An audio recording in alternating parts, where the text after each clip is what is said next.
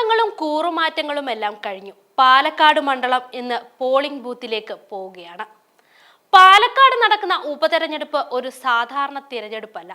പാലക്കാട് മണ്ഡലത്തിൽ ഉണ്ടായിരുന്നത് യുദ്ധകാല സാഹചര്യങ്ങളായിരുന്നു. യുദ്ധത്തിൽ മൂന്ന് മുന്നണികളും ഒന്നിനൊന്ന് ശക്തർ തന്നെയെങ്കിലും മൂന്ന് മുന്നണികൾക്കും രാഷ്ട്രീയ മിസൈലുകളും ബോംബുകളുമെല്ലാം പ്രഹരമേൽപ്പിച്ചിട്ടുണ്ട്. തിരഞ്ഞെടുപ്പ് രണ്ടാഴ്ചത്തേക്ക് കൂടി മാറ്റിയതോടെയായിരുന്നു യുദ്ധം കൂടുതൽ കനത്തത്. കേന്ദ്ര സംസ്ഥാന സർക്കാരുകൾക്കെതിരായ രാഷ്ട്രീയ വിവാദങ്ങളൊന്നും ചർച്ചയാകാതെ പ്രചാരണ വിഷയങ്ങൾ ഓരോ ദിവസവും വിവാദങ്ങളിൽ നിന്ന് വിവാദങ്ങളിലേക്ക് വളരുകയായിരുന്നു പാലക്കാട് മണ്ഡലത്തിൽ.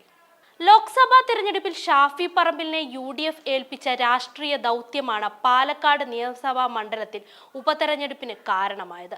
ഷാഫിയുടെ പാലക്കാട്ടെ ഊഴം പൂർത്തിയാക്കാനാണ് UDF രാഹുൽ മാങ്കൂട്ടത്തിലിനെ കളത്തിലിറക്കിയത്.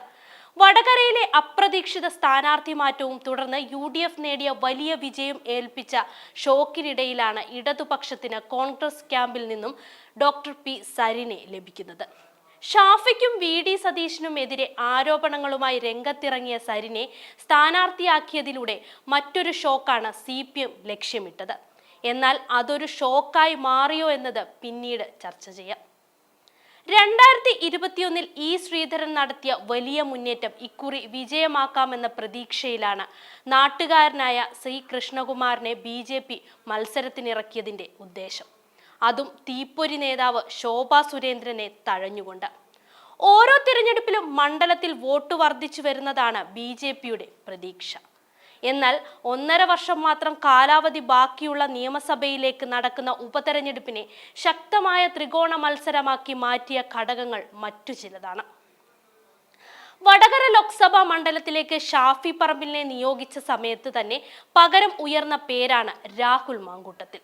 യൂത്ത് കോൺഗ്രസ് സംസ്ഥാന പ്രസിഡന്റായ രാഹുൽ കഴിഞ്ഞ തിരഞ്ഞെടുപ്പിൽ ഷാഫിയുടെ പ്രചരണത്തിന് ഏതാണ്ട് മുഴുവൻ സമയവും പാലക്കാട് ഉണ്ടായിരുന്നു.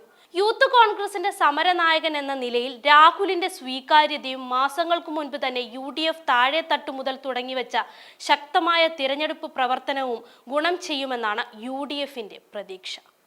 നെൽകർഷകരുടെ പ്രശ്നങ്ങൾ, സാമ്പത്തിക പ്രതിസന്ധി, ADMന്റെ മരണം തുടങ്ങിയവ ഇടത് സർക്കാരിനെതിരായ വോട്ടായി പ്രതിഫലിക്കുമെന്നും കൊടകര കുഴൽപ്പണ വിവാദവും സന്ദീപ് വാര്യർ കോൺഗ്രസിലേക്ക് കളം മാറ്റിയതും ഉൾപ്പെടെയുള്ള ഉൾപാർട്ടി പ്രശ്നങ്ങളും BJPയെ പ്രതിരോധത്തിലാക്കുമെന്നും UDF കരുതുന്നു. എന്നാൽ കഴിഞ്ഞ തവണത്തെ കണക്ക് തീർക്കലാണ് BJPയുടെ ലക്ഷ്യം. പാർട്ടിക്കകത്ത് പ്രശ്നങ്ങൾ തലവേദന ഉണ്ടാക്കുമെങ്കിലും അതിനെയെല്ലാം മറികടക്കാൻ കഴിയുമെന്ന വിശ്വാസം അവർക്കുണ്ട്. പാലക്കാട് നഗരസഭയിൽ ഉപാധ്യക്ഷനായിരുന്ന C കൃഷ്ണകുമാറിന് മണ്ഡലത്തിലുള്ള നാട്ടുകാരനെന്ന പരിചയമാണ് BJPയുടെ പ്രതീക്ഷ. തങ്ങൾക്ക് കിട്ടിയ മികച്ച സ്ഥാനാർത്ഥിയാണ് ഡോക്ടർ സരിൻ എന്ന് ഇടതുപക്ഷവും വിശ്വസിക്കുന്നു. കോൺഗ്രസ് ആയിരുന്നപ്പോൾ സരിൻ നടത്തിയ കടുത്ത പ്രതിഷേധങ്ങളെല്ലാം മറന്ന് മുഖ്യമന്ത്രി തന്നെ പ്രചരണത്തിന് എത്തി. അരിവാൾ ചുറ്റിക നക്ഷത്രം ഒഴിവാക്കിയതിൽ വിമർശനമുണ്ടെങ്കിലും കോൺഗ്രസിലെയും BJPയിലെയും അസംതൃപ്തിയുടെ വോട്ട് സരിന്റെ ചിഹ്നമായ ടെലസ്കോപ്പിന് ലഭിക്കുമെന്ന് അവർ കണക്കുകൂട്ടുന്നുണ്ട്. പാലക്കാട് നഗരസഭയുടെ പിരായിരി, മാത്തൂർ, കണ്ണാടി പഞ്ചായത്തുകളും ചേർന്നതാണ് മണ്ഡലം. തുടർച്ചയായി 3 വട്ടം ഷാഫി പറമ്പിൽ ഇവിടെ വിജയിച്ചു കയറിയിട്ടുണ്ട്. BJP തുടർച്ചയായി 2 തവണ നഗരസഭ ഭരിച്ചിട്ടുണ്ട്. കഴിഞ്ഞ തവണ E ശ്രീധരൻ പാലക്കാട് നഗരസഭയിൽ നേടിയത് 6239 വോട്ടിന്റെ ലീഡ്. പിരായിരി പഞ്ചായത്തിലെ 6201 വോട്ടിന്റെ ലീഡ് കൊണ്ടാണ് ഷാഫി മറികടന്നത്. കണ്ണാടിയിലും മാത്തൂരിലും ഇടതുപക്ഷം ഒന്നാമതെത്തിയപ്പോൾ BJP മൂന്നാമതായി. പക്ഷേ ഈ കഴിഞ്ഞ ലോക്സഭാ തിരഞ്ഞെടുപ്പിൽ BJPയുടെ ലീഡ് വെറും 497 വോട്ടുകൾ ആയിപ്പോയി. പിരായിരിയിൽ കോൺഗ്രസിന്റെ ലീഡ് 6388 വോട്ടെന്ന നിലയിൽ തന്നെ നിൽക്കുന്നു. മാത്തൂരിൽ 322 വോട്ടിനും കണ്ണാടിയിൽ 419 വോട്ടിനും ഇടതുപക്ഷം മുന്നിൽ. UDF 2ാം സ്ഥാനത്തുണ്ട്.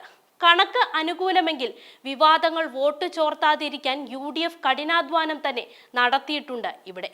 BJPക്ക് വേണ്ടി നഗരസഭയ്ക്ക് ഒപ്പം ഗ്രാമപഞ്ചായത്തുകളിലും പരമാവധി വോട്ടുകൾ സമാഹരിക്കാൻ RSS തന്നെ മുന്നിട്ടിറങ്ങി. സ്വന്തം ചിഹ്നം പോലും ഉപേക്ഷിച്ച് പഴയ കോൺഗ്രസുകാരന് സീറ്റ് നൽകിയതിൽ ഇടതുപക്ഷത്ത് അതൃപ്തിയുണ്ടെങ്കിലും സ്ഥാനാർത്ഥി പെട്ടെന്ന് ശ്രദ്ധേയനായെന്ന വിലയിരുത്തലിലാണ് LDF നേതാക്കൾ. ഇതിനെല്ലാം പുറമെ തുടർച്ചയായി ഉയർന്നു വന്നിരിക്കുന്ന വിവാദങ്ങൾ ഈ ഉപതെരഞ്ഞെടുപ്പിനെ കാര്യമായി തന്നെ ബാധിക്കാൻ സാധ്യതയുണ്ട്. ഉപതെരഞ്ഞെടുപ്പ് പ്രഖ്യാപനത്തിന് തൊട്ടു പിന്നാലെ ആദ്യം സ്ഥാനാർത്ഥി പ്രഖ്യാപനം നടത്തിയത് UDF ആണ്. എന്നാൽ ആ നീക്കത്തിനെതിരെ പ്രതിഷേധവുമായി പിറ്റേന്ന് തന്നെ KPCC digital media cell convener doctor P. Sarin രംഗത്ത് വന്നു. തൊട്ടടുത്ത ദിവസം തന്നെ ഇടതുപക്ഷത്തിന്റെ സ്ഥാനാർത്ഥിയുമായി. അതോടെയാണ് മുൻപെങ്ങുമില്ലാത്ത വിധം വിവാദങ്ങൾ തലപൊക്കാൻ തുടങ്ങിയത്.